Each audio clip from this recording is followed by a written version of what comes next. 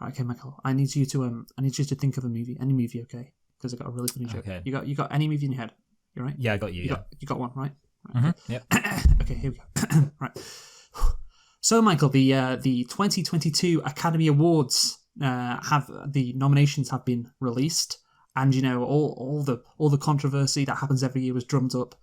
Because we had some big names missing out. We had some surprise picks as well. All the excitement and all of that. But for the life of me, I cannot believe that this movie didn't get nominated. And that movie, of course, Michael, is Austin Powers, The Spy Who Shagged Me.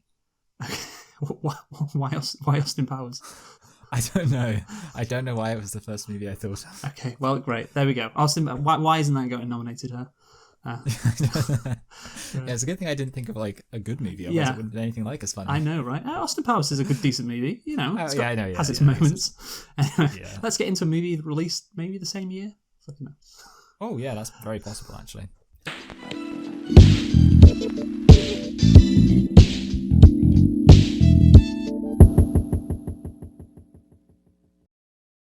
Hello and welcome to Select and Reflect, the movie review podcast where we look at films that have come out in the near and distant past. We give them a couple of watches and evaluate them beyond first impressions. I'm your host Michael and I'm joined as always by my co-host Luke, and this week we are celebrating Valentine's Day and also I believe the 25th anniversary of the release of Titanic, the greatest love story of them all. And also, this happens to be, here's the trifecta, this happens to be within our Oscar season, and this film, of course, won Best Picture at the Oscars. So, Luke, with all those reasons to look at this film, why don't you tell us a thing or two about Titanic? I mean, it won more than just the Best Picture, Michael. I can tell you. But we don't care about anything else. Yeah, how about it won a record amount of Oscars? That's the Titanic. But anyway, let's get into it. So the Titanic, of course, is a 1997 American epic romance and disaster film, directed, written, produced, and co-edited by the one, the only James Cameron, incorporating both historical and fictionalized aspects. It is based on the accounts of the sinking of the RMS Titanic and stars Leonardo DiCaprio and Kate Winslet. Yes, some people apparently don't know that when the 100-year anniversary of Titanic rolled around, they didn't know it was actually a historical event. Oh yeah, I have heard that. I do wonder if people don't realise that. I'm not sure. But anyway, it adds to the fact, well, this movie would be worse if it wasn't real, if you get me. Yeah, I get you. Yeah, but yeah, obviously, we are doing this for Valentine's Day, like Michael said, because it is the greatest love story of all time. The movie also stars Billy Zane, Kathy Bates, Francis Fisher, Bernard Hill, Jonathan Hyde, Danny Nucci, David Warner, Bill Paxton, and the movie was released on December the 19th, 1997 in the United States. So this is a very tenuous 25-year anniversary because it's closer to its 24-year anniversary. But of course, we're doing this movie for Valentine's Day because, it's a love story, and, Valentine's Day is when people, get loved. Also, I've heard that's what happens, right, Michael? Yes. Yeah. Yeah. But no, obviously this movie. Another reason why we're doing this movie for Valentine's Day is not just because it's a love story. Do you know a very interesting fact, Michael, about this movie, Titanic? In relation to Valentine's Day. Oh, in relation to Valentine's Day. Yes. The Leonardo DiCaprio is very sexy. What does that have to do with Valentine's Day? Well, it means that the women enjoyed it. And obviously Valentine's Day is just a holiday for women. Yeah, you're getting somewhere. Go on, a bit further. Use that big brain of yours. Okay, so women really enjoyed it. Is it, I don't know, it led to, a baby boom, maybe? Not a baby boom, no. Specifically something to do with marriage boom. Valentine's Day and women liking DiCaprio and women wanting to see the movie. Is it like, so it's like a sex thing, right? Well, come on, you can use your brain here. Right, the movie was released December the 19th. About 2 months later, on Valentine's Day. Remember, it grossed a lot of money. What do you think might have happened on Valentine's Day? On Valentine's Day, it was re-released. Jesus fucking Christ. You're welcome. Thank you. I nailed it. Well, okay, obviously it wasn't re-released on Valentine's Day because it was still, in the box office because it was one of the highest grossing movies ever, and that may be spoiling our box office, I guess. Well, I actually did. Yeah, I did know that it was very, very high grossing. Yes, I know. Because I'm very good at using my brain. You are, but what do you think could have happened on Valentine's Day in terms of its gross? The there was John Major got elected. Just please answer Tony the Blair got question. elected. Just please Tony answer the Blair got question, elected. for God's sake, man. What do you think happened on Valentine's Day in 1998? On Valentine's Day in 1998. Yes, with this movie being released. With this movie, I think what happened is with the amount of money it brought in, what do you think could have happened? Money it brought in, it caused a crash in the stock market. Why are you genuinely just trying to be like, what is going on? How can you what? Go on. I genuinely I'm not saying I have no idea what you're talking about, but I don't really know what happened in 1998 has anything to do with money and Valentine's Day. This movie is an incredibly popular love story, right? Yes. Valentine's Day is the day where, couples, get together and they do things together, right? And this movie was a massive success. So what do you think could have happened then on Valentine's Day? Sex shops got loads and loads of money. Like there was a big no, boom come on. for Can we actually answer the question? the porno industry. I just need you to answer the question, Michael, because I think you know. Come on, tell me. Well, you know what, Luke, I don't exactly know. I mean, people spent lots of money on Valentine's Day. Not on Valentine's Day, you idiot. The fucking movie. Oh, what about it? It made loads of money on Valentine's Day. Isn't that what I've been hinting at for the last 5 minutes? Oh, okay, so this movie made loads of money on Valentine's Day, huh? Yeah, that makes sense, because it's a love story and it was out on Valentine's Day, and also it's a very highly grossing movie.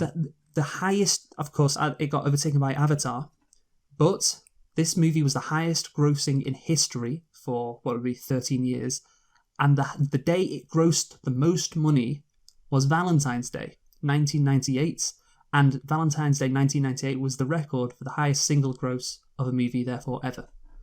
And I can't believe that you didn't put 2 and 2 together with all the, like, it's not even 2 and 2, it's like 6 and 6 together. Like, all the things I was throwing at you and just worked that out. Is Valentine's Day with this movie, it set a record. And I thought you'd honestly get that very quickly. I see. So what you're saying is that, I mean, I think maybe it's just that seems so simple that's why I didn't get it. I thought there'd be a bit more, I thought it would be a bit more exciting than just that it made lots of money. But I thought, I mean, I asked you the question because I thought it would be very simple. I thought it'd be very simple and we could get on to talking about the movie. So really, what happened is it's really not worked out. But the important thing is, Luke, what else is there to say about this movie? God, I've kept my calm only because, we've got a long way to go and I can't wear myself out. And again, I just want to put, I'm going to put a mark against you for that on the... What? I didn't even lose anything. I'm going to put RM, which stands for Retarded Michael Moment. RMM, Retarded Michael Moment. There we go. Anyway, so let's... To be fair, I feel like I should get both the budget and the thingy. You know what? I don't think I'm going to get marks for this. I think you should. So let's go for the budget, Michael. And I bet, by the way, it's interesting with the Valentine's thing, back to it, because obviously normally the movies set their highest grossing day literally on the first weekend. But to do it almost 2 months later is quite spectacular, which is another, interesting point why I brought up that fact. But anyway, so Michael, the budget for Titanic. Yeah, I know this film cost a lot of money to make. I think, obviously I'm kind of trying to have an idea in mind of like, that, films maybe didn't cost like, but whatever. I think this probably made around 100 million. Oh, sorry, not made. Cost around 100 million, maybe slightly over, but I'm just going to say 100 million. You know what? This was almost your second retarded Michael moment of the day. I mean, because the actual budget is 200 million. Okay. And you know what? Actually, that's very annoying because I was actually going to go for 125 million for the budget. Well, you got it. You got. Yeah, I did get it. Yeah. Yeah, you weren't less than half. So well done. Yeah. But of course, this is why I would have maybe put it retarded Michael moment number 2. This was the highest budgeting movie, or it had the highest budget for any movie ever. And I thought... To be fair, though, I actually don't know what... See, you say that, but to be honest, like, you could convince me that this film cost 100 million and was the highest budgeted film ever. And I'd be like, yeah, okay, that sounds like... You know what? That's a good point. That is a good point. Yeah. That is a good point. Thank you. That is a good point. I just thought it was well... Can we get a non-retarded Michael Mann for that? I'd have to go back and look at that. But yeah, it was 200 million. I thought it was kind of like a famous thing, but... Yeah. I mean, to be fair, like I say, I was kind of thinking... I was thinking it was over 100 million, but I just said 100 million to keep it round. Well, but I wasn't close, but 200 million. Okay, but you're very, very close, very close. But anyway, so here's something I don't think you can get a mark against your name for getting less than half or more than double. Certainly not more than double. Can you tell me what the box office was for Titanic? Well, it made over $1 billion, because that's what, like all the big, super high grossing films make. I mean, I guess I'm kind of going to arbitrarily pick an amount I think it made over $1 billion. So let's say 1.3 billion. Wow. 1.2. You know what? Oh, so you actually went down. Okay. Oh my God, you're so dumb. The thing is, you're not going to get a mark against you. But the actual answer is 2.2 billion. So if you guessed less than 1.1, you would have, but you said it was over $1 billion.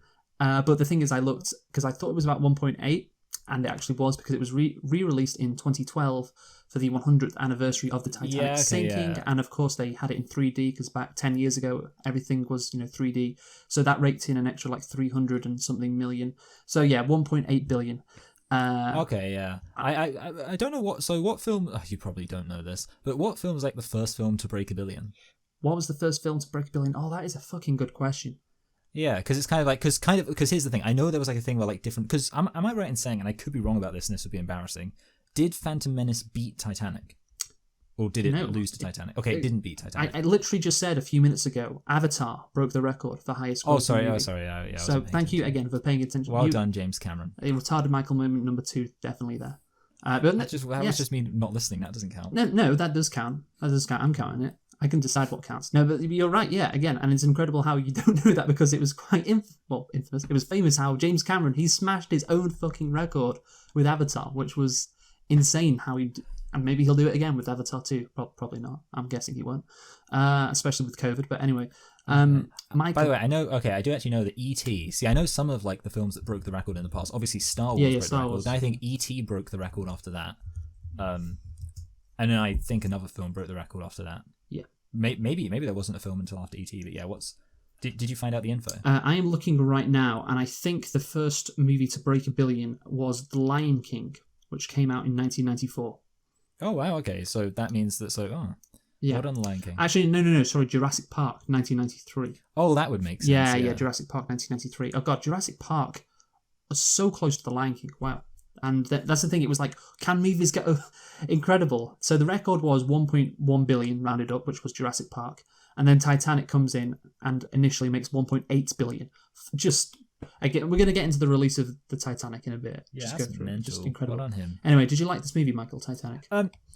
Yes. I don't think I could say this was a bad movie. It was a long movie, and in my brain, I'm kind of like, is it worth the length? Like it's kind of like, sometimes it's like, if this movie was like a very short movie, didn't require much of me, I'd be like, yeah, it was worth it. But the thing is, like, ultimately, it was a good movie. It wasn't, I wouldn't say it was a great movie. But I would say, yeah, I was like, yeah, okay, yeah, good, well made. Lots of stuff that does actually have kind of an impact, especially the iceberg. Yeah. But yeah, good movie. Yeah, I think it's, I watched the Plinkett review, and he said it was like down the middle. And I kind of disagree. I think it's a bit better than that. But yeah, it's not a movie I don't think you can get mad at. I think the worst part of the movie, in fact, is the disaster. And at the end of the movie, and I won't say it's like a bad part, but it just like drags on quite a bit, and it seems to go on drag on for a while. And it's like, it didn't need to be that long, but I guess James Cameron wants to convey, like, because it actually happened, of course. And he was very passionate about making it as realistic as possible. But anyway, so let's get in, Michael, to the production first. We're not going nitpicks first. We'll do that after, because we need to do the backstory. I think that's better. Yes. So Cameron's inspiration for the film came from his fascination with shipwrecks. He felt a love story interspersed with human loss would be essential to convey the emotional impact of the disaster. So there you go. He wanted everyone to, the tragedy of this event, and he loved shipwrecks. I don't know why, he's a weirdo, but he is strange. Fascinated with the tragedy, and there's nothing more tragic than, of course, what happened with Jack and Rose. But anyway, so let's talk about the genesis for this, because of course this is a hugely significant movie in movie history.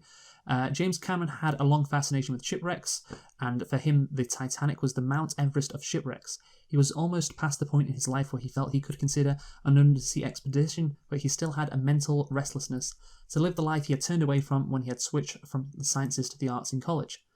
So when an IMAX film was made from the footage of the wreck itself, he decided to seek Hollywood funding to pay for an expedition and do the same thing. It was not because I particularly wanted to make the movie, Cameron said. I wanted to dive to the shipwreck. So, yeah, this was a passion project. That's a good sign. Basically, the film was an afterthought. Yeah. No, but it's like, yeah, you know, I mostly cared about the shipwreck, but then I decided to make a film. Again, the origins of this movie are truly incredible, and the story is truly incredible. Like, the highest grossing movie, and he was like, I didn't really want to make it, I just wanted to see the Titanic. It was just an excuse for him to see it, which is sensational. But anyway, Cameron wrote a script and met with 20th Century Fox executives and pitched it as Romeo and Juliet on the Titanic. And they were the Fox executives were like, okay, a 3-hour romantic epic. Sure, that's just what we want. Is there a little bit of Terminator in that? Any Harrier jets, shootouts, or car chases? I said, no, it's not like that. The studio was dubious about the commercial prospects. I love this so much. But so hoping for a long-term relationship with Cameron, they gave him a green light. Maybe the... Again, you could... I'm going to keep coming back to this. The story of how this movie is made is incredible. Cameron convinced Fox to promote the film based on publicity afforded by shooting the Titanic wreck itself. So, yeah. That makes sense. That's a good way to get people's attention. Yeah, no. He said, now we can either do the shots of the ship with elaborate models and motion control and CG, or we can actually go to the actual wreck, and it costs 30% more. And, yeah, what a great idea. And good for publicity. Absolutely the right call. So descending to the actual site made Cameron and crew want to live up to the reality. But there was another level of reaction coming away from the real wreck, which was that it wasn't just a story, it wasn't just a drama. He said it was an event that happened to real people who really died. Working around the wreck for so much time, you get such a strong sense of the profound sadness and injustice of it, and the message of it. Cameron stated, you think there probably aren't going to be many filmmakers who go to Titanic. There may never be another one, maybe a documentarian. Due to this, he felt a great mantle of responsibility to convey the emotional message of it, to do that part of it right. Yeah, what do you think, Michael? No, yeah, I like that. Yeah, he was like, yeah, this is a really serious event. It was like, yeah, I really want to communicate it. I mean, yeah, it's kind of funny because obviously, like, I remember from the Plinkett review, he talks about how there's like loads of films about the Titanic, which I always found kind of strange because like it's just a ship that sinks. But you know, I get some people get fascinated by the drama. Well, I mean, look, I'm not into shipwrecks, but it wasn't just a ship that sunk. It was the most famous. It was God couldn't sink the ship itself, and then the fact that it hit this massive iceberg in like all the circumstances. You know, I say in April because of course it's not usually as cold in April as it is in the winter. You know, but all these incredible circumstances, you know, combined to make this incredible event.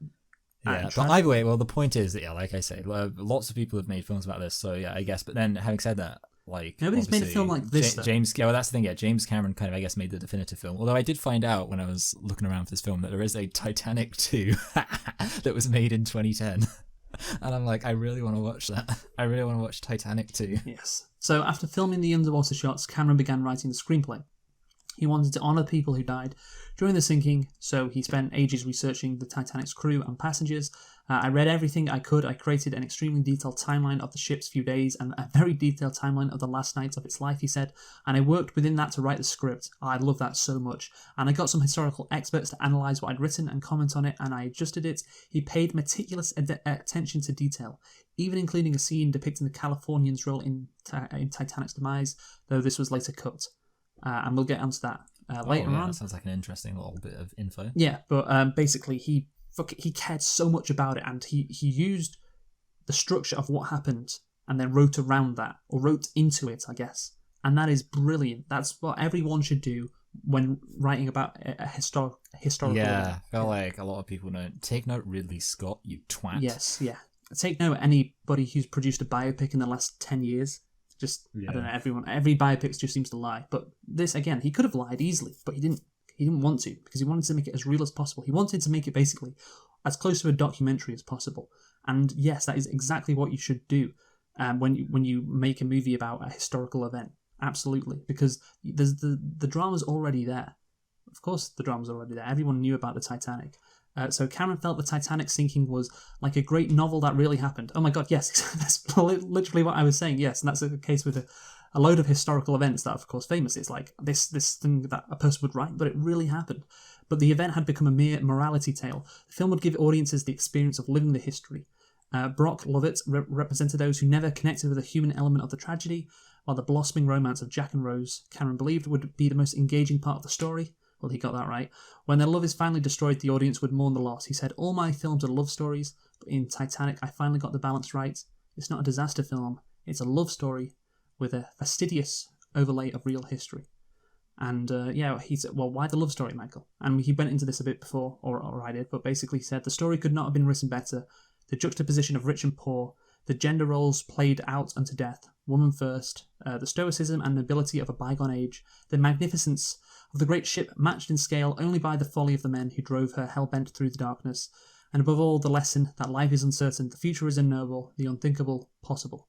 So, but for him it's an unbelievable tragedy, and therefore the most tragic thing, for humans to connect to emotionally is two young, like star-crossed lovers who are forcibly separated by this incident. That is the most tragic thing, and that's Titanic was an utter tragedy. It's pure emotion. You've got this epic grand love story with an epic grand backdrop.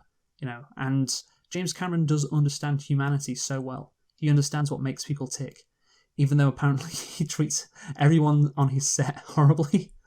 He understands them. So I don't know what to think about him. He's a huge asshole from the sounds of things. Just reading like how he made Kate Winslet get hypothermia. But you know what? He understands humans.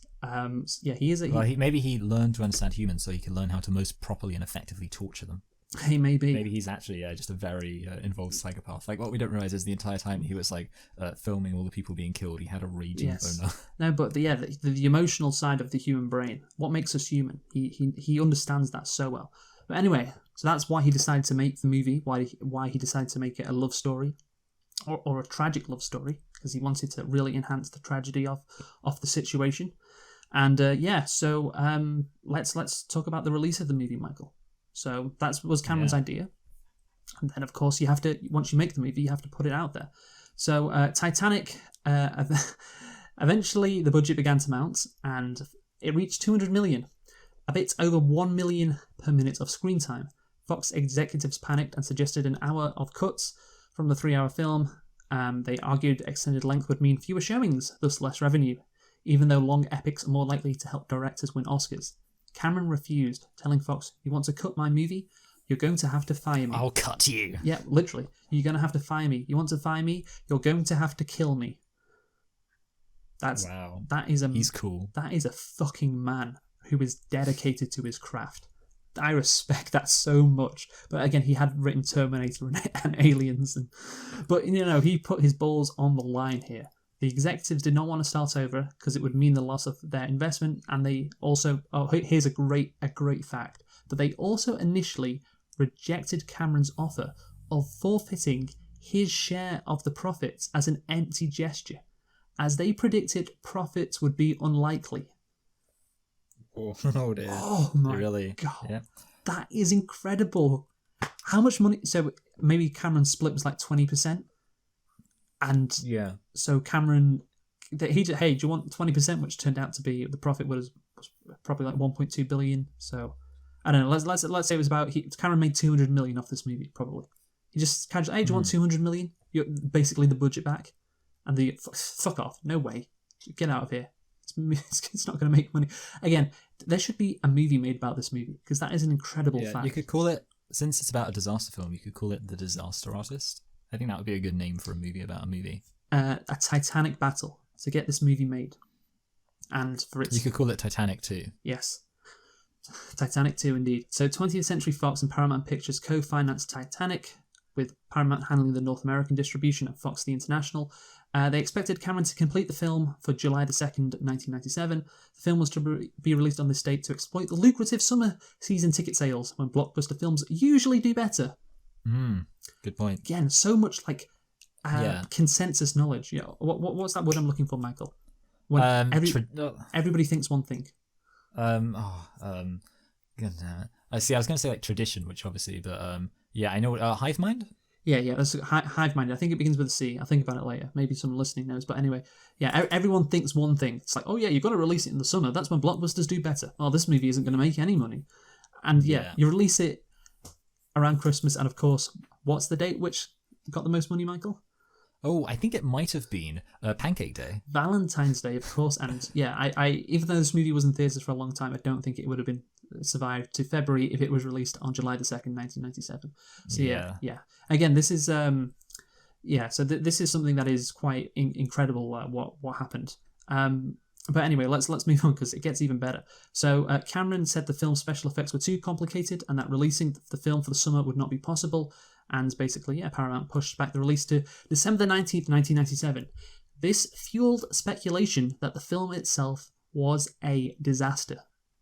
Ooh. It was this behemoth, this Titanic, if you will, heading straight... Yeah, to be fair, that's not a good thing to call your film when you think about it. You're literally plastering your film, just labeling it like, this is going to fucking be a disaster. God, if it had been a disaster, it would have just...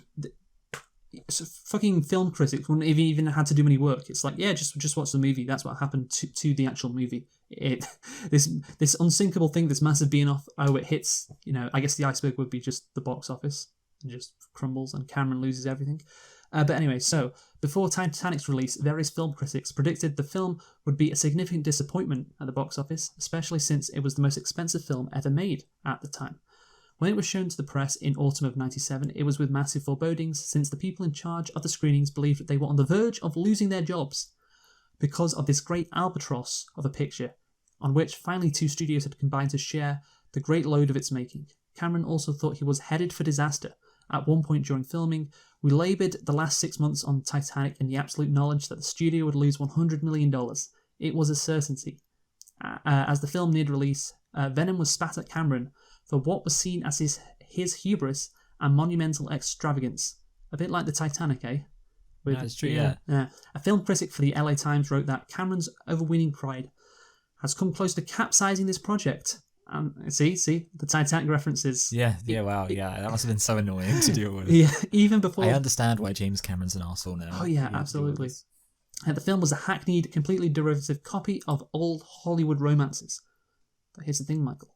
All Hollywood romances are popular. They were successful, yeah, exactly. Yeah. So, it's release day. My dear, I don't give a damn. It's release day, Michael. It's Friday, December the 19th, 1997. A month later, Bill Clinton is going to get impeached for having a blowjob given to him by Monica Lewinsky. Playing a connection. The Chicago Bulls are on the verge of a historic a second three-peat, and something's happening in the NFL. I can't quite remember. I thought you were going to say something's happening in the Balkans. Yeah, I guess. Because that's probably true as well in 1998. Yeah, it's probably true. I'm sure some things were happening elsewhere around the world. Anyway, you probably things are happening. So, Titanic is released. By the end of the same weekend, theatres were beginning to sell out. Okay, the film earned $8.6 million on its opening day, dollars of course, and this is just in America, and 28.6 over the opening weekend from 2,600 theatres, and ranking number one at the box office ahead of the 18th James Bond film, Tomorrow Never Dies. By New Year's Day, Titanic had made over $120 million, had increased in popularity, and theatres continued to sell out. Its highest grossing single day was February the 14th, which is of course Valentine's Day, 1998, of which it earned $13 million, more than 8 weeks after its North American debut. It stayed, That's a lot of money. It stayed at number one for 15 consecutive weeks in North America, a record for any film. The film stayed in theatres for almost 10 months before finally closing on October the 1st, 1998. 15 weeks as the number one movie, 10 months in theatres, with a final domestic gross of $600 million, equivalent to basically 970 in 2020. Yeah. Outside North America, it grossed $1.2 billion. That was higher than any movie ever, just in terms of the international market, and accumulated a grand total of $1.8 billion worldwide from its initial theatrical run. A movie which was going to lose $100 million broke the record, $1.8 billion. As we went through before, $700 million higher than any movie ever before. That's big. It's a lot of... You could say that that's a Titanic amount of money. You could say that. A Titanic upset. It's genuinely one of the craziest things, because obviously you know about... I knew growing up about Titanic, what a big movie it was. I didn't realise how much people thought it was going to fail. And then it blew the fucking bloody doors off I don't know why I referenced Michael Caine, but it seems relevant. Just fucking blew the what people thought was probably possible for a movie to gross, especially a 3-hour movie. Especially that. So basically, it jumped 43% in total sales in its 9th week of release. In its 9th week of release, it jumped 43% in sales, and earned 20 million for its first 10 weekends. And basically, Fox estimated that 7% of American teenage girls had seen Titanic twice by its 5th week. I thought you were going to say 7% of teenage girls had seen it, and I was like, nope, twice. Yeah, twice. Although young women who saw the film several times and subsequently caused Leomania were often credited with having primarily propelled the film to its box office record, other reports have attributed the film's success to positive word of mouth and repeat viewership due to the love story combined with the groundbreaking special effects. So the special effects play a key role, but obviously it's the love story, hence the record fucking viewership on Valentine's Day. And also us reviewing it when we're reviewing it. Exactly. So what do you think, Michael? I mean, we don't often go through the release. I think we did it on concerning Indiana Jones. You remember that? Yeah. Yeah, because that was an incredible story. This is the biggest box office story ever. It's incredible. I am serious. There should be a movie about the making of this movie. I agree. It does sound actually very interesting. Everyone loves a passion project. So move over, Mank. We don't give a crap about you, even though we're reviewing you in a few weeks. No, the only thing we care about is the fact that this is the real movie that matters. I know, I do like the fact that everyone thought it was going to be terrible. That does make it way more interesting. And it's also kind of interesting because you'd sometimes think that everyone thinking the movie was going to be terrible would actually have the effect of people being like, oh, I'm not going to go see that. But I think the one thing we can trust is that teenage girls don't really give a crap what movie reviewers say. Well, that's the thing. There's a movie star that loves a story starring Leonardo DiCaprio. Boom. It wasn't really movie reviewers who said it was bad. Yeah. Imagine if this movie starred Steve Buscemi. It would have got no money at all. Yeah. The exact same film, but just Steve Buscemi. Oh god, yes. If Steve Buscemi had starred as Leonardo DiCaprio, I don't think it would have made as much. Yes, but to be fair, the critics didn't think it was a bad movie. They just thought, "Oh, this is going to be a flop." Yeah. No, that's true. Yeah, I know. But anyway, so let's get on to the actual movie itself. So different social classes, romance, with tragedy, an epic event as a backdrop. You got a stew cooking, you really do. So let's start with the beginning, Michael, because you have these people who are exploring the Titanic. They recover a safe they hope contains a necklace with a large diamond known as the heart of the ocean.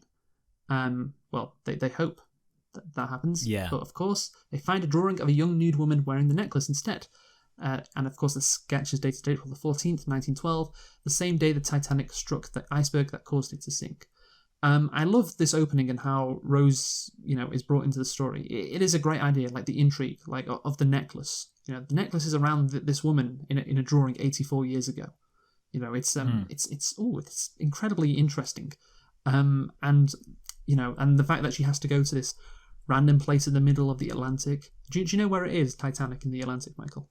I know that it is 270 miles southeast of Newfoundland. Newfoundland.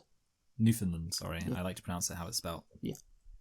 Yeah, it's literally right in the middle. It's crazy how in the middle of the ocean it is.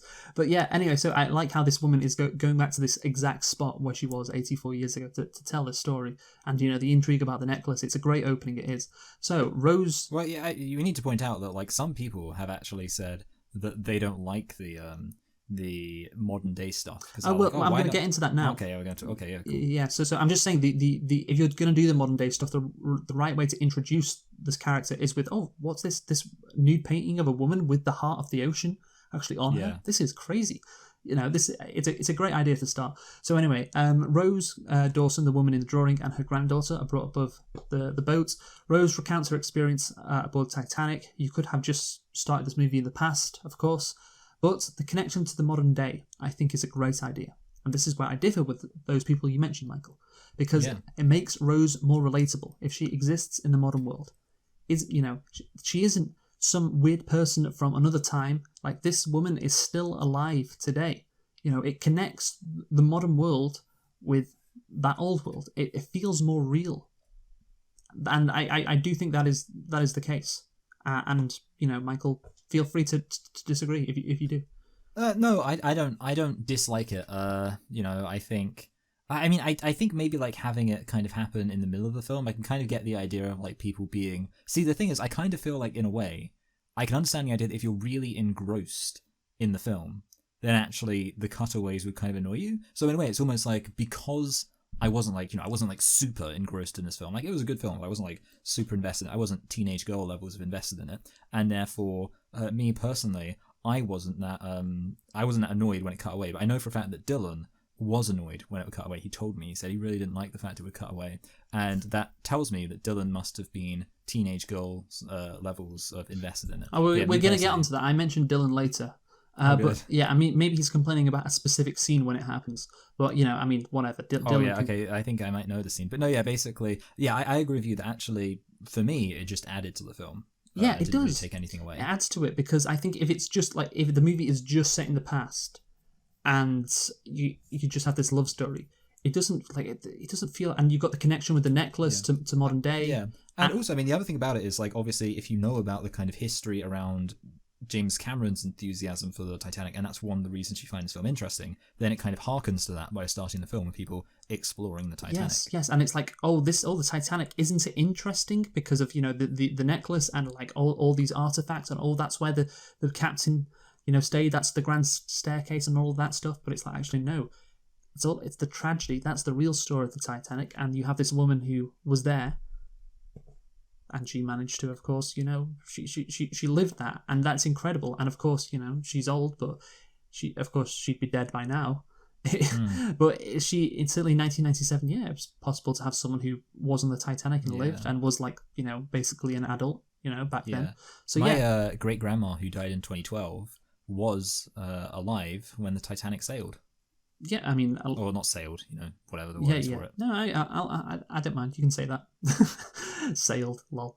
No, sorry, I forget about steam power. Yeah. Anyway, so yeah, I think it's great, and you could argue like, you can have it at the beginning, at the end, but not in the middle. But in the middle, just brings it back to reality. Like it makes it feel more real, because it's like not this random story that happened, so long ago, and you keep coming back to her narration in the middle of the movie. It's like, oh yeah, It's like it really happened, because she's surrounded in the modern day, and it feels so distant. But then she brings her presence in this movie, throughout the movie, it brings it back to, like, again, modern times, and that is a great thing to do.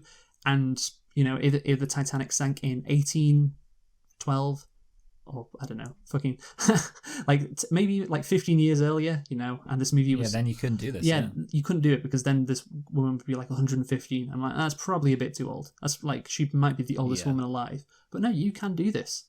And so yeah, go ahead and do it. It's perfect. I love it. No, yeah, I really think, and I mean, it works as like a like the ending of the film, kind of like the way it all closes out, really does tie it up into a nicer package. Yeah. And I think it does kind of add to it definitely adds to the film, and kind of adds to the, I guess, significance of the romance, the fact that it's like this thing in her past, and you kind of see it not just from the perspective of happening, but it's like from the perspective of her as like a memory. I think that definitely adds to it. She still remembers it perfectly 84 years later. That's a good point. 84 years later, she still remembers it perfectly. I mean, of course, unreliable narrator, maybe. I don't know. Maybe she just actually like, he was just some... Oh, I know what, actually, he looked like Steve Buscemi. Yeah, and he actually did steal it, And she convinced herself, no, he actually loved me. The Heart of the Ocean, I mean, of course. But yeah, no, it makes it feel even more romantic, the fact that she's recalling all this. Like, she didn't just forget it and go on to a new life. She remembered him so vividly. That makes the romance even better. So yeah, an absolute correct move to have her, the old woman in this movie, for a variety of reasons. Connects to the real world. You get the payoff, and of course... connects to the modern world as well. Not the real world, of course. Connects to the modern world. And yeah, of course, makes the romance seem even stronger, the fact that she can recall that. So let's get into what happens on the ship. So Rose, we get introduced to her. She says it feels like a slave ship, Michael. Yeah. I have to say, these honkies. Given the context of the voyage she's going on, the Atlantic crossing, and her class position, I don't know if it's the best thing to say. Like, that line would not be written if it was written She's a today. real Karen. She is. But do you have sympathy for Rose's character? Because I do feel weird about, these rich characters who are supposedly trapped. Yeah, I get you with that. Yeah, like honestly, I do think it's kind of like yeah, like that's why I was never on board with like Lady Diana. She can fuck herself. Basically, like the whole thing about how like she was a monarch, but she was like annoyed and like we're supposed to feel sorry for her because she didn't like all the tradition and stuff. And it's like, look, it's what you sign up for. The monarchy barely even has a job, but if they do have a job, Rose I didn't know, sign up for this, to be fair, which is why the difference there. Yeah, so I will agree that Diana was worse than Rose, but basically. But I will say Diana also really helped society in a way Rose did not. That's true. So Yeah, I guess it's a bit of a shake up. Anyway, basically, I will say that that I agree with you that like the whole. But obviously, I mean, you could say, well, it's kind of like. There's a point at which you kind of be like, oh, you have depression, well, like there's kids starving in Africa. Like obviously, you can always kind of like dismiss other people's problems. Or not just people starving in Africa, the fucking people at the bottom of the ship. Yeah, I guess that's kind of it. Yeah, in her case, yeah, I think that's. And I mean, overall, I also kind of like, it was a bit of an interesting thing, and this is jumping ahead a tiny bit, but like when you find out that one of the reasons why she's in the situation is because her family is poor now, and the only thing they can do is try to leverage like a marriage to maintain their station, and you kind of realize like, well, she should just take one for the team. Oh no, really. She could go back to being middle class. Oh no, no. Yeah, she's like, do you want me to be a seamstress? Oh gosh, you're gonna have to sell all your things. Oh dear, and earn more money in that probably than most people in their lifetimes by selling all your shit. Oh my god, how horrible for you. Jesus Christ. Yeah, to be fair, though, I guess the credit to her, I was just gonna say, is that it's like at least she doesn't want, like, she's kind of happy to be with Jack, who's very poor. So I guess that's nice. No, I mean, that's the thing. I can appreciate that look. I don't know if I have sympathy for her situation. Like, she's committing suicide, and I'm like, all right, okay. I guess I feel sorry for anyone who feels that way, but it's like, it felt like a slave ship to me, that line. It just like, right, simmer down. Okay, calm down. That's all I feel. I can appreciate the love, because of course, you'd have to be a heartless cynic to interject some like Marxist class analysis into like Rose fucking not feeling sad that she lost Jack just because she's wealthy. I get that, but yeah, it's just the whole thing of like, oh, her life is so bad. I'm like, it's so much better than so many people's. I just again, especially also, I mean, the whole thing is a bit of a cliche. Like, it's kind of, I mean, obviously you also get it in Pirates of the Caribbean. It's the old like, oh, she's a princess, but she feels trapped by being a princess. And obviously I know she's not a princess, but you get what I mean. She's like in high society and she feels trapped by it. And yeah, I mean, it's kind of like a bit of a played out cliche. She's got main character syndrome, has Rose. She so does. She's got main character syndrome. She does. She has main. Like, what do you mean? Just be happy with being incredibly wealthy, for God's sake. But anyway, so I love, by the way, how Jack. So let's talk about Jack now. How he gets to go on the Titanic. A bit cliche. Yeah, but I like it. Him saying, "I'm the luckiest man alive." All of that. He's a bit scrappy. Yeah, good scrappy. Just getting through. Good character intro. You know exactly what he's like right away. Although throughout the rest of the movie, he just seems to be with Rose because he likes her. The thing is, she doesn't mean as much to him as Rose means. As Jack means to Rose, because that's a good point. Of course, what Jack represents for Rose is like freedom, like liberation. What does Rose represent for Jack? Pussy, like that hot upper class pussy. That's it. No, yeah, I mean, it is kind of true. Like, it's like, she's obviously like, the thing is, if it had been like the other way around and like Jack had survived and Rose had died, then like I feel like Jack wouldn't even fucking care. Jack would just be like, they'd like find him 100 years old and be like, oh yeah, it's some girl I drew, banged her too. Just doesn't care. I like how he says the drew bit first before the banged. He cares more about the fact that I drew it, not I banged her. Yeah. I fucking drew her, guys. And I also had sex with her. Yeah, but I fucking drew her nude. Catalogue. She wasn't as fun as the legless prostitute. Yeah, but no, it's right. I mean, that's the thing. This movie, the thing is, I found Jack more one-dimensional than Rose. Rose is at least two-dimensional. At least Jack just seems very one-dimensional, and it's interesting that it's a male writer, James Cameron, who wrote this movie, and apparently he can write women, but he can't write men. That's true. Yeah, that seems to be the case. But yeah, again, he's a fine character, but there's just not that much to him. They could have somehow, some way, his relationship with Rose could have meant more to him. But it seems like he's a happy-go-lucky guy, and he just met this girl. He had a good love story, but yeah, you do figure he would just move on because that's the kind of guy he is, and wouldn't be like Rose. So they could have written his character better. Rose could have meant more to him than just, oh, this, I really love this girl because she's got this fire in her. Well, I'm pretty sure a lot of girls that Jack could be with have got a lot of fire in her, in them, you know.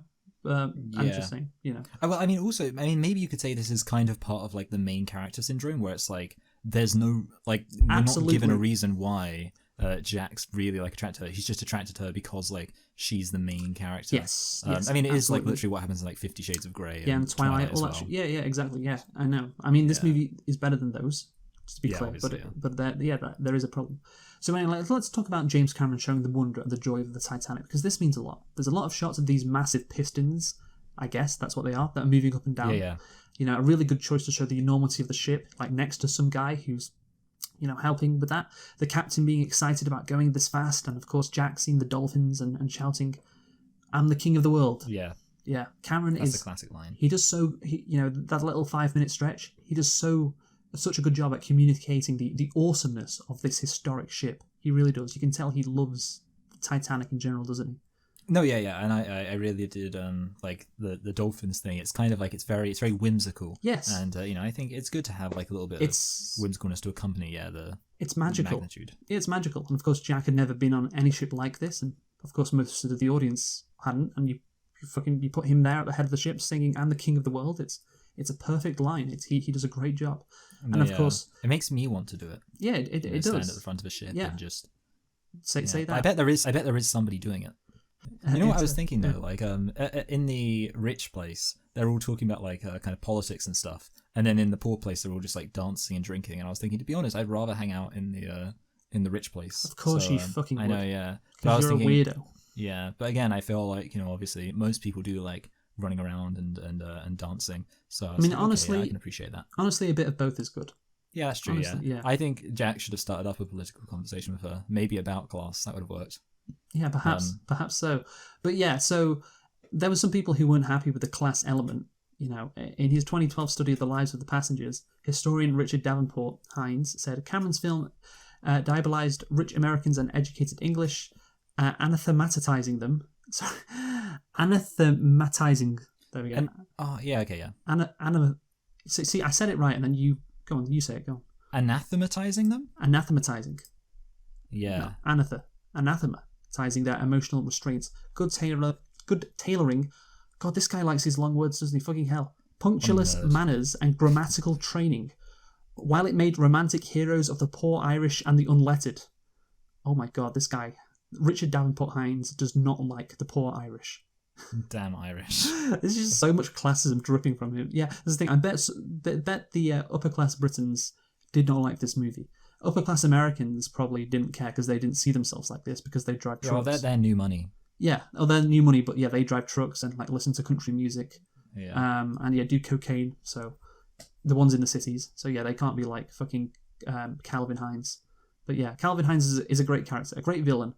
But yeah, it is stereotypical. But hey, guess what? You know, it's not stereotypes, Michael. It's archetypes. No, yeah. That's the key difference. So let's talk about when Rose and Jack first meet each other, Michael. Mm-hmm. So did you like the class element first? Did you like that? Yeah, I mean, obviously, so there's obviously the class element as it relates specifically to the romance. I don't know if we're talking about that. Not yet. Or just the class. Okay, yeah. So the class element kind of thematically. I mean, you know, obviously... it's very obvious. Yeah, it's very obvious. And yeah, I mean, overall, it doesn't really... You could say it doesn't necessarily communicate that much or amount to that much. Yeah, it's just, there's different classes, and wouldn't you rather be poor and whimsical than rich and stuffy? Yeah, and obviously, I mean, I think a lot of it does relate to the romance, which obviously, yes, exactly, more specifically later. Yes, but yeah, as far as it's not as if this film has any kind of meaningful like class analysis. Class analysis. Yeah. No, yeah, it's just not. Like, poor people. Yeah, exactly. It's again very simplistic, very simplistic. So Rose, of course, and Jack meet, and it's very clever how this is done, of course, because Rose is at one end of the ship, right? She's at the back end, and she's about to commit suicide, whereas Jack, just before, he was at the front of the ship. You know, because they're in different classes, but also he is really happy, and Rose is, of course, really sad at the back end. You get me, Michael? Yeah, I get you. So, do you think that's clever, right? Yeah, it shows like he's like and also it signifies her own inertia. She used that word. Yes.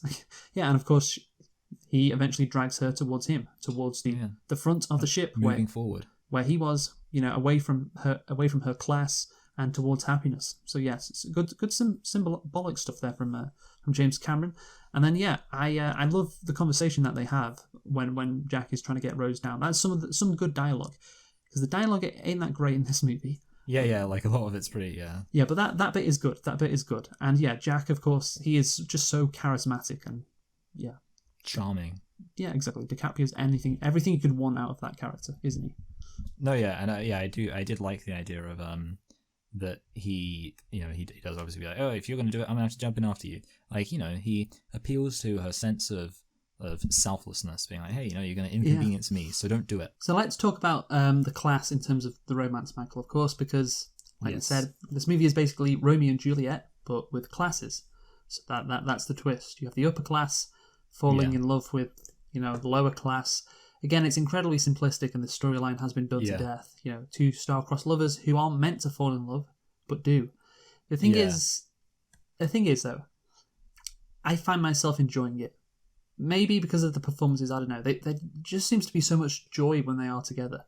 And you're watching them have fun, conversations, and then it does sting, knowing what's going to happen later. But yeah, I don't mind, even if it isn't the most original, storyline. Like, in fact, it might be the most famous, storyline in all of storytelling, because of Romeo and Juliet, and because the humans' fascination, I guess, with love stories. Maybe that's not right, because of course humans do fall in love, so it's not really a fascination. It's just, hey, this is what happens in real life, and it's like we see in what's that movie we watched recently, which was Romeo and Juliet redone? West Side Story.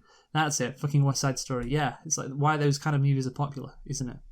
Yeah, because I mean, well, that's it. I mean, obviously there is kind of the idea of like when a love is forbidden, it makes it feel more dramatic and intense. And you could say, I mean, it's kind of a little bit of a, not exactly a cheat, but kind of like, an easy way to make the love feel more significant. Like, it wouldn't be the same love story if it was just about how much she really genuinely loves Cal. Like, Cal's just a great guy and she just loves him. But, okay, so she just loves the guy she's in a relationship with. Boring. Yeah, that's what makes the story so powerful, I guess. But yeah, is it better than the original Romeo and Juliet? Because they're just in different, groups, aren't they? Yeah, you got the Montagues and the Capulets. They're the same class. They just don't like each other. But this one, it's like different classes. Class is a big thing. Class is what makes the world go round. Yeah, as Marx said. Yes. Yeah. No. Yeah. I think it. I mean, obviously, it's just that specific aspect. Like, obviously, there's. But I think in terms of that division, I think it does amount to much. I think the real question is, would it be better if, say, Leonardo DiCaprio was a Jedi and she, Kate Winslet, was a senator? I think that would be a far more powerful exactly, that's the barrier thing. to their love. That kind of thing is complete bullshit. Like, I'm a senator. It could never work. Like, no, why? But so you put up these barriers that prevent love from happening, and it's meant to make the love more special when it does blossom, even though these barriers are put up. But like you said, sometimes these barriers are just fucking stupid and intended to create this conflict. But class is not a stupid barrier. Of course, it's very real, and it's very fucking obvious, as we've stated on this ship. So yeah, I think it works completely. It's better than Romeo and Juliet. There you go. Yeah. And don't you like how DiCaprio was in 2 fucking movies with the same Romeo and Juliet plot? I know, yeah. So wait, was the Romeo and Juliet film before or after this? Romeo plus Juliet was 1996. Yeah, okay, yeah. I think it was in the middle of 96 it came out, and so his next movie probably was Titanic.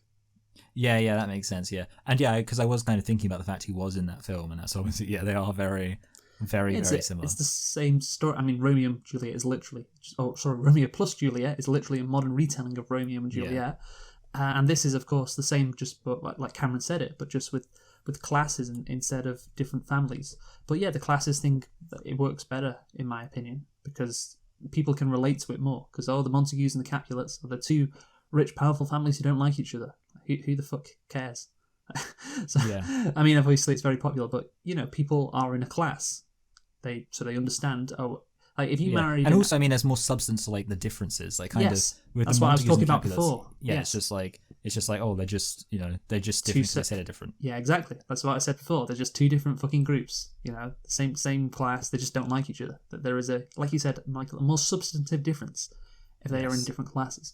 So yeah, for sure. Anyway, so yeah, we're fine with that. And yes, it is done to death, but it's a better twist than the original. And also, again, there's so much joy when they're with each other. So I can't really be mad at it.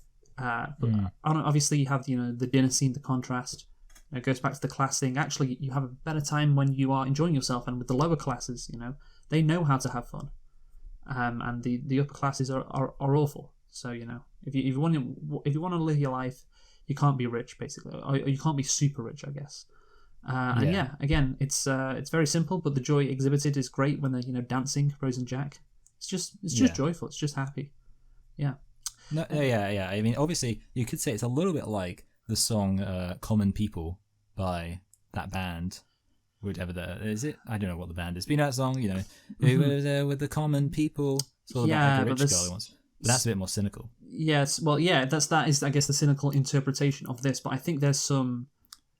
Basically, Rose just wants to have fun. She doesn't necessarily want to. She's not looking to have like an authentic like experience with like the lower classes. Yeah, she's just being happy. She just wants to have fun, and that's the key difference between "I want to be with the common people" and what Rose does in this movie. That is the key difference.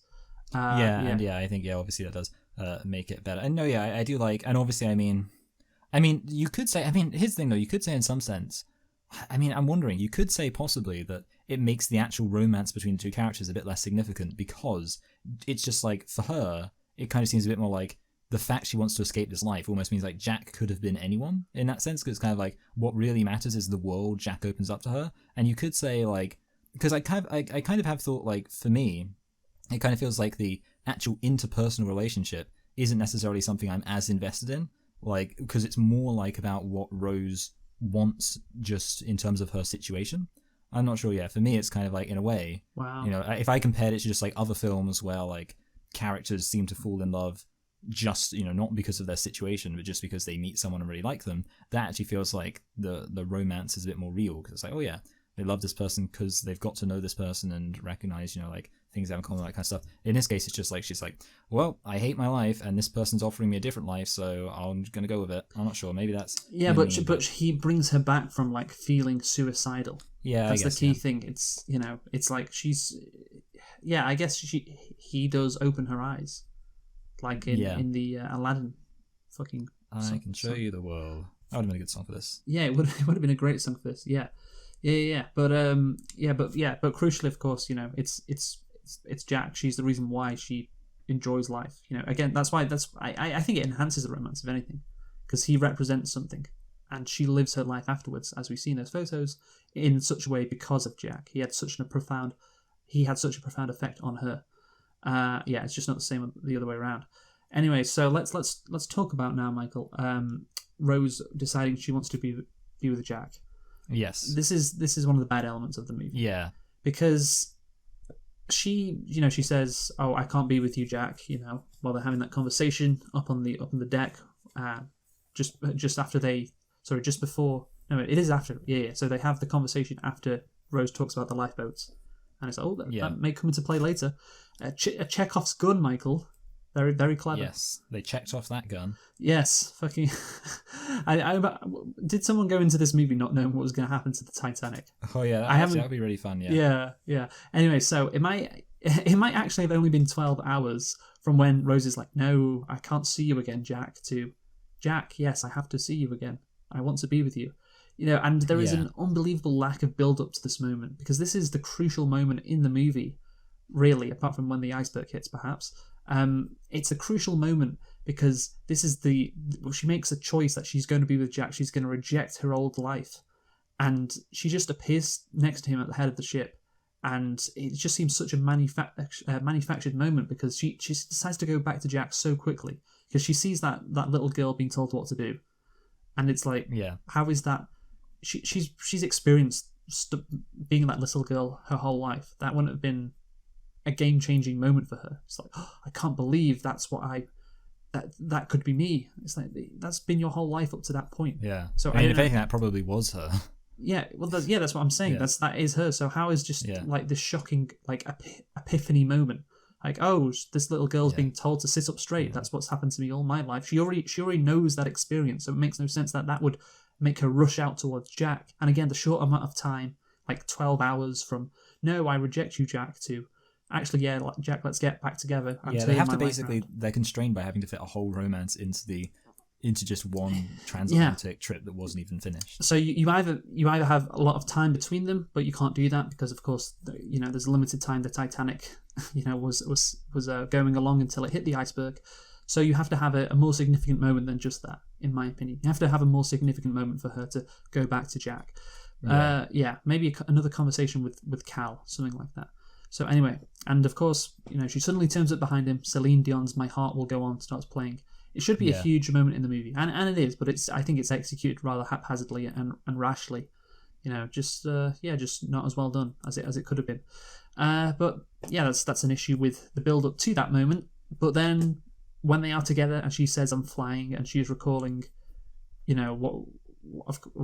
she eventually recalls what's happened because it cuts back to modern day.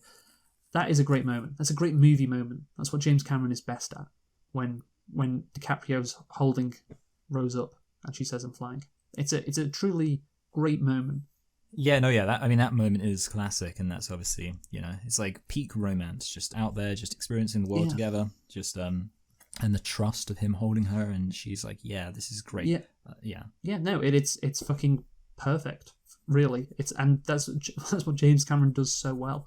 Anyway, so we cut back to modern day, and the thing is, they're all focused. Everybody's focused on the ship, even though the part with Smith having the iceberg warnings in his hand was mentioned by Rose like 10 minutes earlier, and all of them don't seem concerned about her story.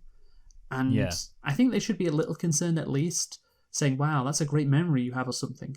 And the thing is, they talk about her romance with Jack in terms of like the nude painting, and then they cut back to the crew in the modern day, and they're all then paying attention to her story. I don't know how they couldn't care about what Rose was saying at all for like a second, and then they are all eagerly listening to her, like just right after. That's a good point. Yeah. Yeah. I just don't think that was that good. There should be. Oh, okay. Oh, they're kind of interested. They're getting more interested in her story than what went on the actual ship, and so that then it makes sense. Like they're all enthralled with the nude painting scene when she describes that. But anyway, now things are heating up. Let's get onto that. The most famous scene in the movie, Michael, would you say? Yeah, and obviously there's line, "Draw me like one of your French girls." Of course. Is that all you got to say on that?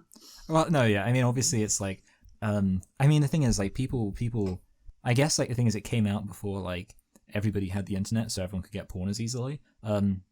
Because I don't know, like people really amp up how like hot it is, which to me it's kind of like. It's just a boob, Like, I'm not, far be it from me to be all high and mighty about this thing. Well, look, you're saying it's not good compared to porn. I mean, I think you've got the wrong idea of what that scene is meant to represent. No, well, I'm saying, like, I'm talking about some material. guys. So, like, for some guys, though, I feel like there's the stereotype. Like, I've heard this idea that, like, guys are supposed to think it's a really hot scene. And I'm just saying, like, obviously, I would say, for me, it's more like, it's an intimate scene. It's interesting that's the first thought you go to, whether it's a hot scene for guys. That's the first thing you bring up. That's pretty alpha of me. Yeah. But no, I mean, so obviously the thing is, like, I would say what it actually has going for it is it's like an intimate kind of scene. Yes. It's like doing this and they're sharing in his passion. Yes, I agree. And that's what I would have talked about first instead of, would I jerk off to it? That's what I would have talked about first while discussing this movie, but I guess I'm different to you, Michael. I'm more respectful of you're women. a bit of a hero. Yeah, I see Kate Winslet nude and I think, oh, what an intimate, erotic moment, as she says later on. And not, her tits are okay, but I can go onto fucking Pornhub.com and get that anytime. Like, way bigger tits. That wasn't my first thought, unlike yourself, but anyway. So, Cameron basically sketched Jack's nude portrait of Rose. I did know that.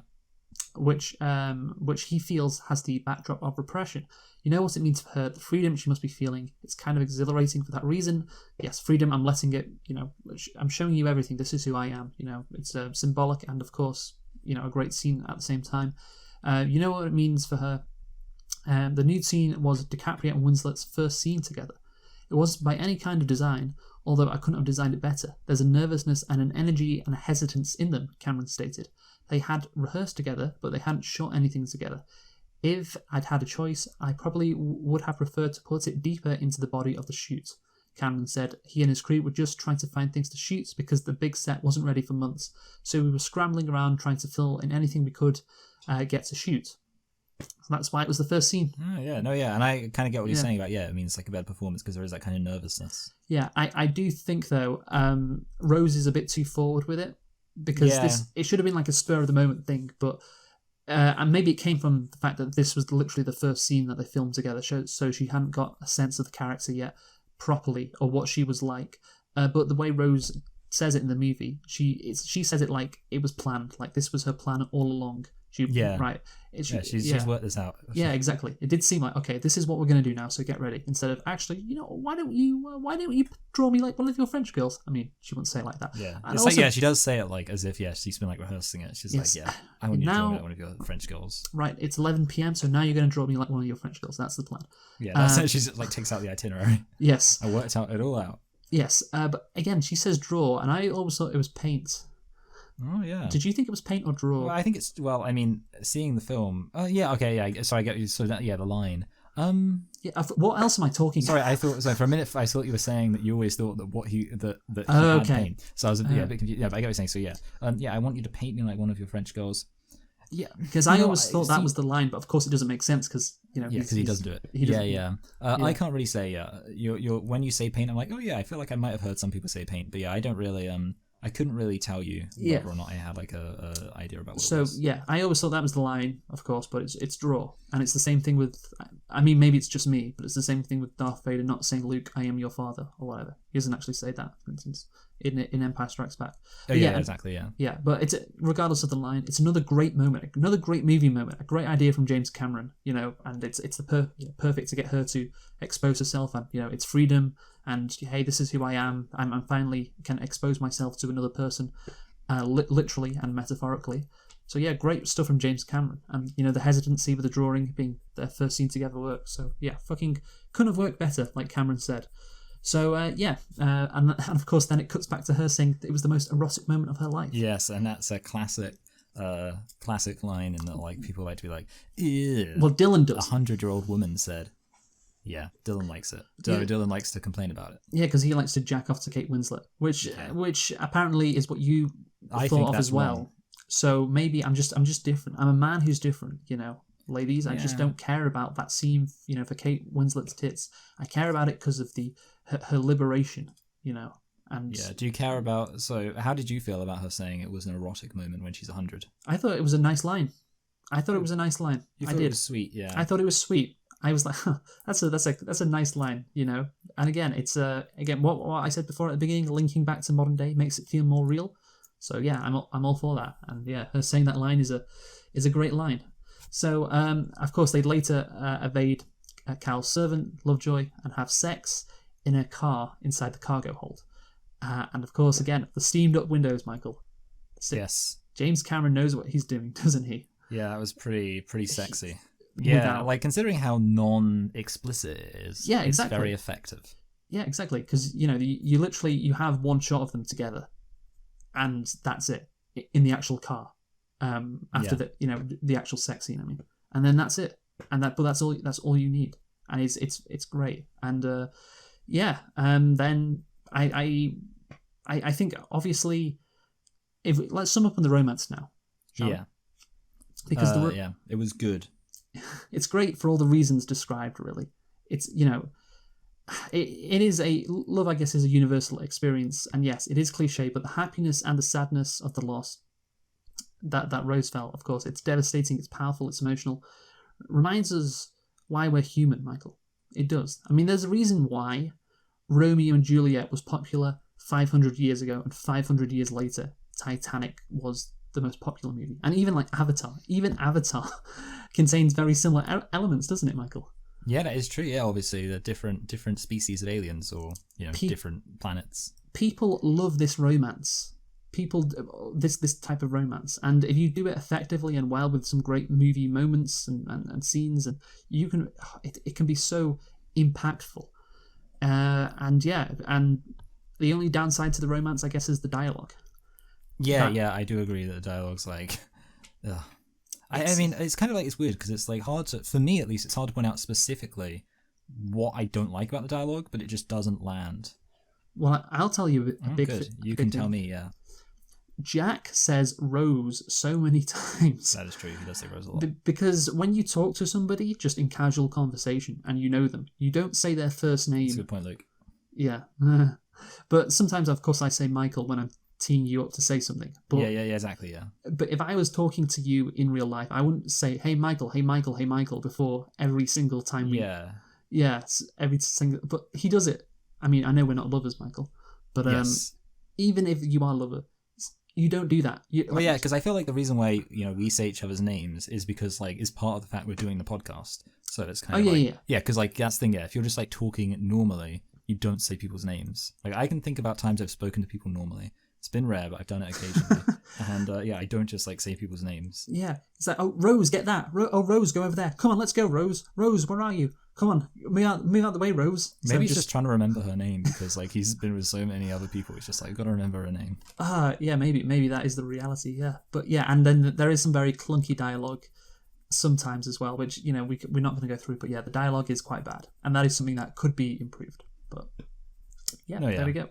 But apart from that, I think the romance is good, and I alluded it to before because of the human experience and all of that shit, and I'm going to expand on that right now. So, Kenneth Turan reviewed the movie in the LA Times and was particularly scathing, Michael. Can you believe it? Can you believe it, Michael? No, I can't. I can't believe he would be so scathing.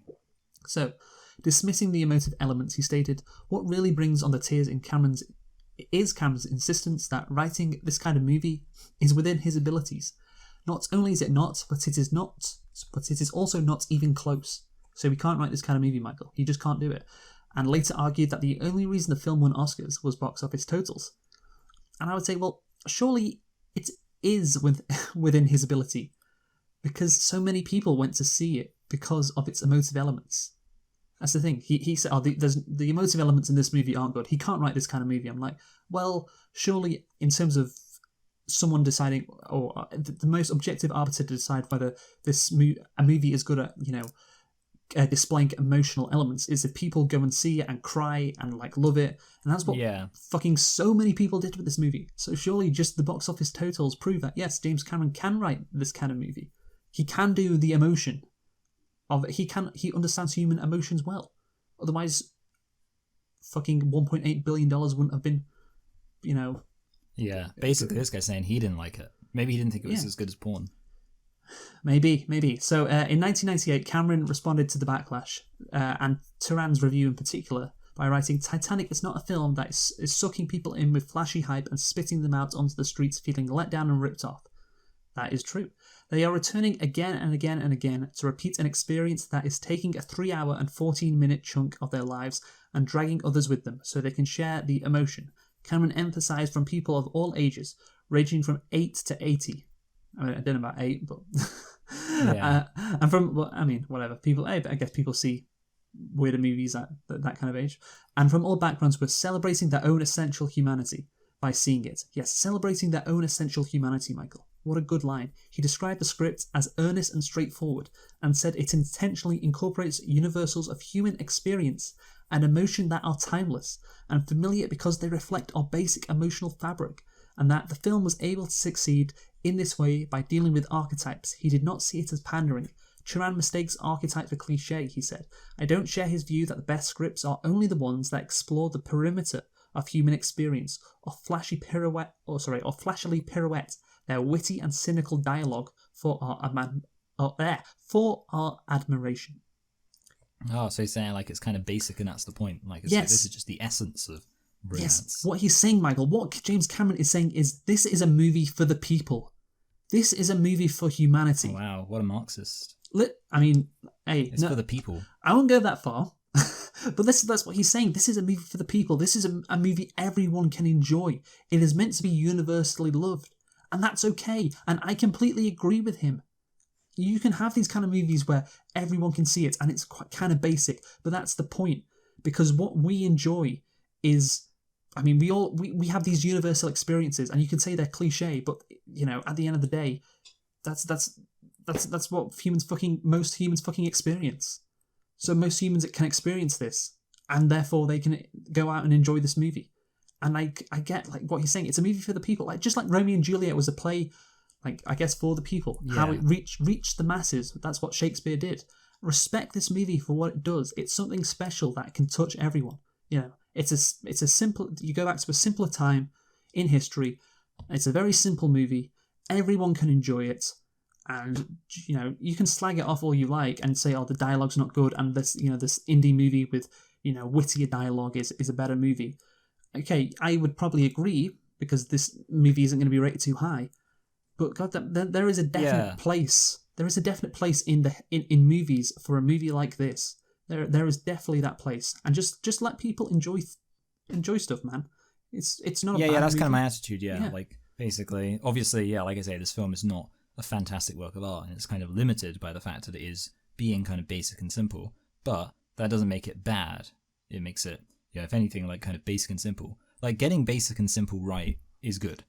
And Absolutely. This film gets basic and simple right. If every movie was like this, it would be shit, and I think that's why like Pearl Harbor bombed, literally. Yeah. Get it? I mean, I don't know if it bombed at the box office, but yeah, no one likes it. Yeah, they tried to copy Titanic, it failed because you can't do Titanic movies all the time. But there was a definite time and place for this kind of movie. Yes, it was old fashioned, but it was like fucking Star Wars as well. Plinkett compared it to Star Wars. It's a very simple movie which captured people's imaginations. And you could probably do that like once every like 20 years or something, Just a nice, fun movie which captures people's imaginations, and that's okay. That's okay. Right, so let's move on now, Michael, to the sinking of the ship. Yes. So this part is historically accurate, isn't it? Well, yeah, there is actually. I have one thing which isn't historically accurate. Okay, and it's that actually, and I have a quote here from Wikipedia, which I just happened to find, and it's this.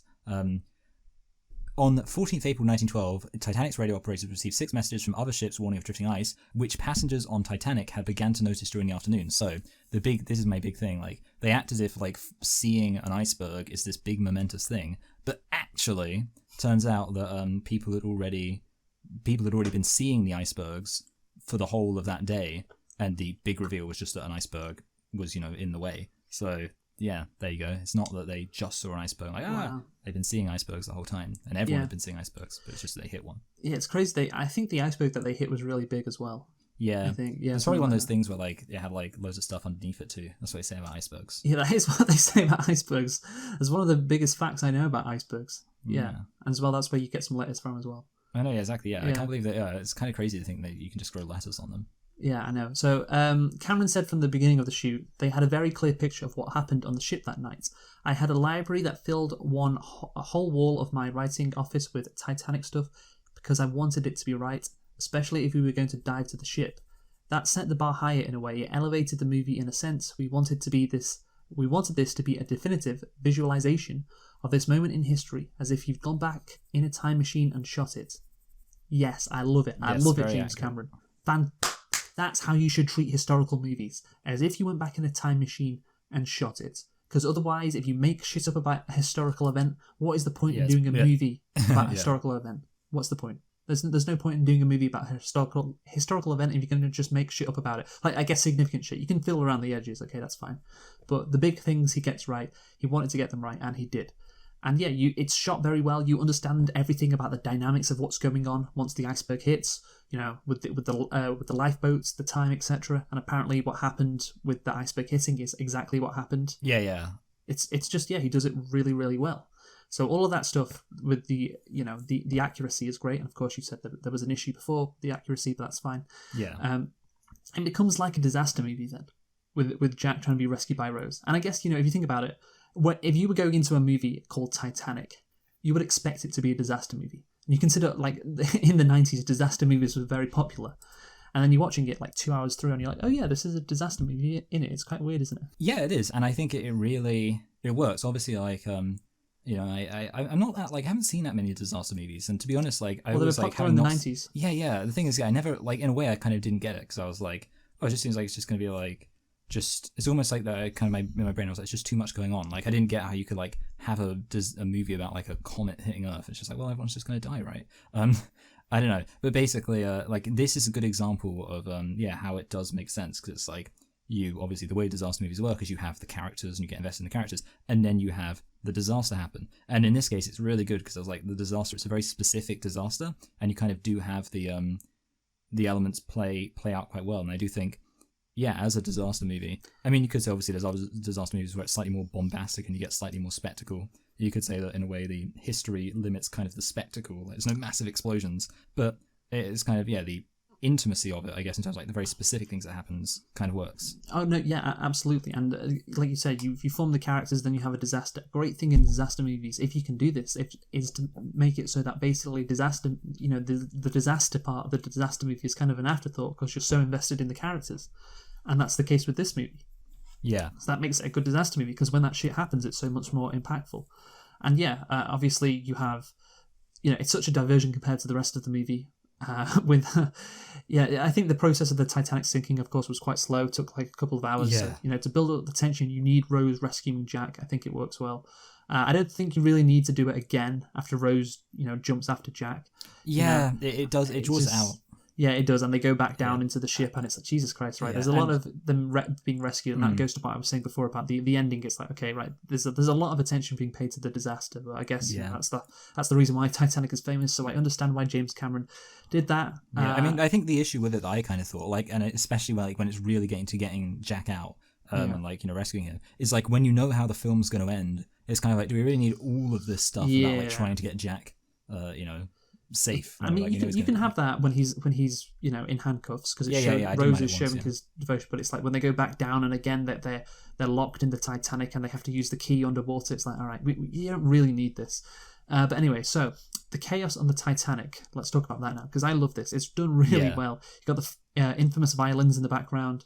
They play a sad song, at the end, just adding to the weirdness. Like people shooting each other, the captain shooting himself, like Guggenheim with his brandy. I like that bit. Yeah, and then the shots where the water pierces through the corridors is great, and comes through the glass ceiling as well, and all the special effects with with showing the ship sinking into the ocean. Like the money was well spent. It was so well done. The chaos was communicated really great, and even like how adds to the story with how Jack and Rose do initially get separated because of course they were women and children were going first. So that meant, of course, Rose and Jack had to be separated. So real life can play into why they were separated, of course, in the movie. And I just think the chaos is great. I love all that, even though it does go on a bit long. Those individual moments are fantastic when they do happen. Yeah, no, I do agree, and I think like obviously all the scenes of like the individual kind of destruction, the opposite to production. And I think I heard that like basically they built miniature, kind of like different rooms, like they built kind of like the hallway in miniature, and then they like just flooded it, so it's like a mini like flood. So you're actually that's which I think is like so cool as like an idea, just basically like flooding a tiny Titanic and then just filming it. Mr. Plinkett said it's the golden age of special effects, where special effects were used as kind of in addition. Conjunction with CGI in like a really effective way. Yeah, and that is really good. Yeah, and it wasn't all CGI, and that is why it seems so great looking back 25 years later. I do. I don't know. Do you like this element of the main characters like Rose having interactions with the real life characters in the video games? It's like it's in a video game. Like when Rose and Jack go past that guy who's just says, "Oh yes, the ship is going to sink." Yes. It's like it's in a video game. Yeah, I get you. Yeah, that is kind of funny actually. It does make you imagine like a video game set on the Titanic, where you just have like, and this guy has like a little exclamation mark above his head, and you go like, click X, and he's like, oh yeah. It has some info on who he actually was because this guy was real. This guy was born in this year. This guy has this role on this ship. Yeah, it is kind of weird like that. It is like that you are playing like Rose and Jack in a video game, just walking past these real life characters and interacting with them. But it is a bit. Yeah, it's a bit weird. Anyway, so Jack and Rose return to the boat deck. The lifeboats depart, and the ship's stern is rising as the flooded bow sinks. As passengers fall to their deaths, Jack and Rose desperately cling to the stern rail, and of course the ship breaks in half, and the bow section dives downward. The remaining stern section slams back into the ocean, then it upends again before it too sinks. In the freezing water, Jack helps Rose onto a wooden panel buoyant enough for only one person, and makes her promise to survive. Rose is saved by a returning lifeboat, keeping her promise, and Jack dies of hypothermia. Buoyant enough for only one person, eh? Buoyant enough for only one person. Tell me, Michael, what do you think? Well, yeah, I mean, so things like people always say like, there's room for him on the board, and I kind of like, yeah, I've always thought like, yeah, but would it still float? It's kind of hard to say. It's kind of weird they didn't try it. Like, what you would have thought, like the logical thing to do if you want Jack to die is like have them both try to get on it, and then it like starts to sink or like tip, and he's like, wait, I don't want to go on it. But instead, it's just like, yeah, it's almost as if there's like, yeah, there's no way that Jack could be on this. Yeah, which is very, very strange. I also find, here's a crazy thing. Like, I know you like it's obviously unseasonably cold, but did you know that this happened at the same latitude as Spain? I mean, I know like obviously there's the Gulf Current and all that. But that's crazy. I know all about the North Atlantic Gulf Stream or whatever. Yeah. It's like just called the Gulf you Stream. can't help but think like if they could have just got closer to that Gulf Stream, they would have been fine. Should have just paddled in that direction. Well, the Gulf Stream comes up from the Caribbean and hits the fucking the UK, doesn't it? Yeah. No. Yeah. So yeah, I do think in actual fact that where the Titanic is, because I watched a video from this guy called a YouTuber Atlas Pro. Oh yeah, I have heard of him. Yeah, and so he uploaded a recent video on these like islands that sank beneath the ocean. Oh, Atlantis. No, that were too low, because of course sea level rises, they can sink islands. And there was a few islands off the coast of North America, and that were high enough to be exposed, and then they sank underwater like 10,000 years ago or something. I can't remember the exact time. When the ice melted from the ice age, and that ended. And one of these islands was very, very close to where the Titanic sank. I actually looked. Yeah, where the Titanic sinks, you can see, if you look at like a Google Maps, there's this bit of land which isn't completely underwater. It's like continental crust. Oh yeah, that is very close to the Titanic. And I remember him saying in the video, it's like that would be very close to the Gulf Stream. So I'm like, it could be that they were in fact very close to the Gulf Stream, and maybe if they would have if they would have sunk, if anything, maybe if they would have sunk earlier, they would have been fine. If they went 100 miles further south, maybe the temperature would have been different. I'm not sure though. Yeah. Oh, I mean, also we should mention the fact that obviously Jack has like this whole thing about how it's kind of, in a way, it's kind of morbid that you have him earlier saying like that being in freezing cold water is like being stabbed with like 1,000 knives, and then that's how he dies. And it's like, okay, that's pretty intense, James. I mean, he was just. Yeah, I know. He was like trying to talk her out of like. To be fair, like what I imagine actually is it just makes you numb. Like, so it didn't seem like a massively painful way to die. He seemed pretty chill about it, to be honest. I'm looking at pictures of Rose and Jack and on the barge board, and it does appear that Rose could have potentially. I think it could have been done. Yeah, I mean, it's kind of surprising there was only one big piece of debris. I was kind of thinking actually, if they were smart and obviously. It was real life, so I am calling real life people idiots. But they could have, I was thinking about how they didn't have enough lifeboats, and I was like, to be honest, with the 2 hours, they probably could have made some makeshift lifeboats out of some of the stuff on the ship. Yeah, I mean, they weren't that smart back then. This was back before they had the internet. So yeah, exactly.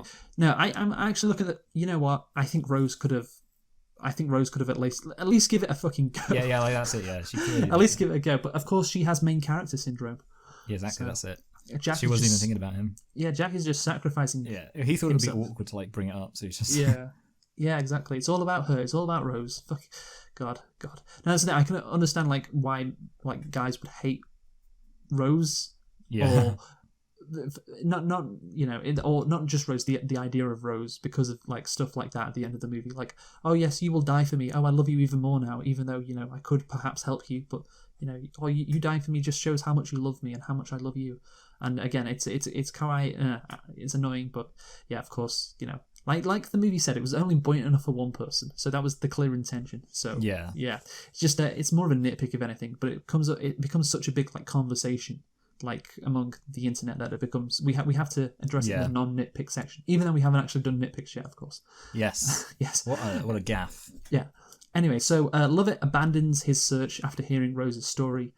Alone on the stern of the Keltish, Rose takes out the heart of the ocean, which has been in her possession all along, and drops it into the sea over the wreck site.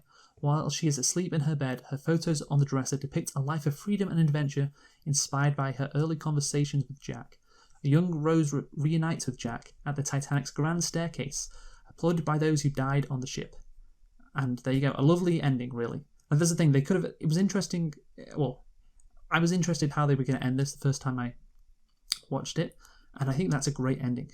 Like her, it is a good ending. is she in the afterlife? Is she dreaming? I mean, it doesn't really matter. It'd be weird if she like died. Like, Yeah, I was thinking that. Yeah, yeah, I did think initially it was a dream. It like makes sense. It's a dream. Like, I don't think she needs to die, you know. But anyway, yeah, because of course, you know, this whoever heard the story could make a movie out of this story, you know. So she needs to be there for the premiere, of course. that is true. Yeah. But no, I do think, yeah, it's a great ending. Like her walking up the grand staircase and there's Jack and all the characters. Like that's when she was truly at her happiness. And of course, she's literally sleeping right above the Titanic. Yeah. You know, again, it's just, it's so good. You know, you have the happiness of the love she had with Jack, and then of course the tragedy of losing him. And yeah, I did think, what if Jack did survive the ending? Would it be? I think it'd be a better ending if they like reunited somehow, some way.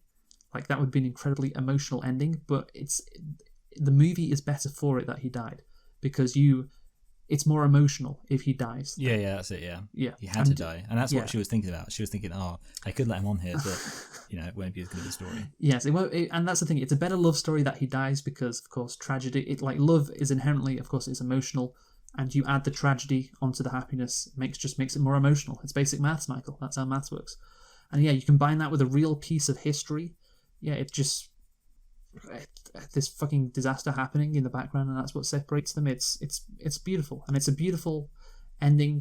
And yeah, I think it is a lovely way to end the movie. It really is. I think James Cameron, again, another great James Cameron movie moment. He does it again. He knocks it out of the park, doesn't he, Michael? No, yeah, it is. I think it's a great ending, and it's kind of like, and also, I mean, obviously, I don't think she actually dies there, but she's getting towards the end of her life, so you kind of get a sense of like, yeah, it's a nice idea. I think she'll go back to a happy moment in her life, and it shows how important this moment was for her, which obviously makes it seem worthy of having been part of the movie.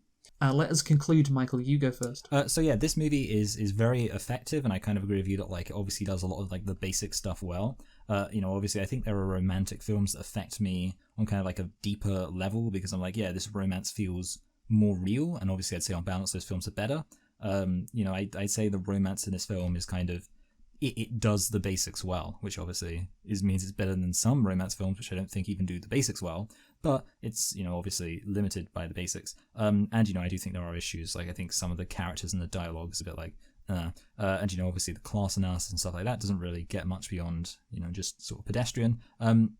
The disaster stuff is great, but it does go on a bit long and feel a bit unnecessary when obviously you get to like having to rescue Jack, and it's like crazy that like the disaster really kind of starts at like less than halfway through the film. I think it's pretty mental. So overall, I would say for me, I think I might be about to rate it a little bit lower than you. I'd say it's a good film. I'd probably not put it higher than just like a middle 6, like kind of straight down the middle. I think it did stuff well. I think obviously some of the issues I mentioned there weren't there. I would put it up to a 7, but I think for me like this film has a bit too many kind of flaws. And I'm kind of in a way counting the length because I think some of the stuff is a bit unnecessary, especially towards the end. But yeah, a bit too many flaws for me to give it a 7. So yeah. I am going to also give it. Oh, I'm going to give it a 7. Okay, just gets a 7 out of 10, because here's the thing: I have such respect for James Cameron for doing this movie. He had a passion. He liked shipwrecks. What a weirdo, but he liked shipwrecks, and he went for it. It's a real cultural zeitgeist moment, of course. Something that truly will never be forgotten.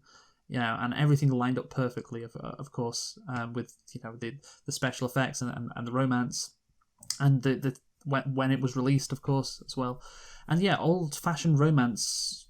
Well, this movie was an old-fashioned romance, which captured the hearts of the average person, and that's fine. Like, movies can do that. Not every movie should do that, but movies can do that because movies are meant to be enjoyed. And there's a real backlash to Titanic. I read on Wikipedia, which we're not going to get into.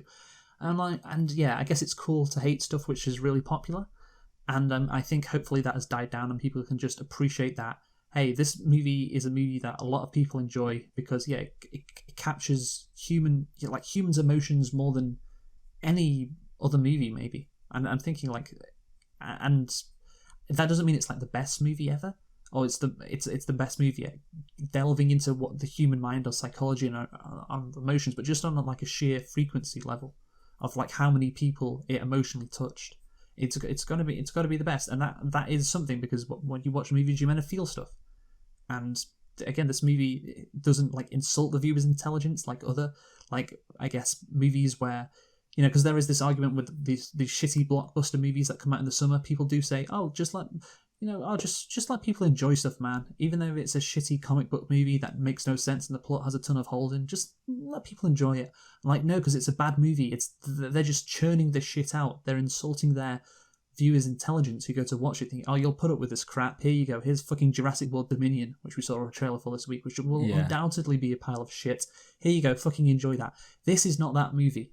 This is not Titanic. Is not that movie. It doesn't insult the viewer's intelligence. It understands the viewers and says, "Here, this I know because you're all humans. You all had these experiences. You all understand the human experience. Here you go. Here's a movie which captures a lot about the human experience." And yes, it's simple, it's basic, but that doesn't mean it's a bad movie. It doesn't. And yeah, again, what people thought was possible for movies, from the budget to the special effects to the box office to a story, I guess, that really did, mean so much. I mean, so many. I mean, again, this movie is incredible in the amount of reach it had. It really did, and that has to factor into how well you rate the movie. And yeah, James Cameron raised the bar, Michael. He raised the bar. Have you seen that South Park episode? Oh no, I haven't actually. No, but he did. He raised the bar. And he did it with this movie. He truly did. So I have to say all that, I only give it a 7 out of 10 because it has got quite a few flaws in it. And again, it's not high art, but it's still really, really good. And it's still art. And people coming to enjoy it, it's a movie for the people, and and that has to mean something. So 7 out of 10, Michael. Anyway, what are we doing next week? Next week, I believe we're doing Batman and Robin, which is an equally good film. Batman and fucking Robin, a movie that does definitely insult its viewers' intelligence quite a lot, yes. So anyway, join us next week for that. So yeah, happy Valentine's Day, everybody, even though this probably comes out after Valentine's Day, definitely. And yeah. So who have you been, Michael? I've been Michael. I've been Luke, thanks for listening, and goodbye. Goodbye.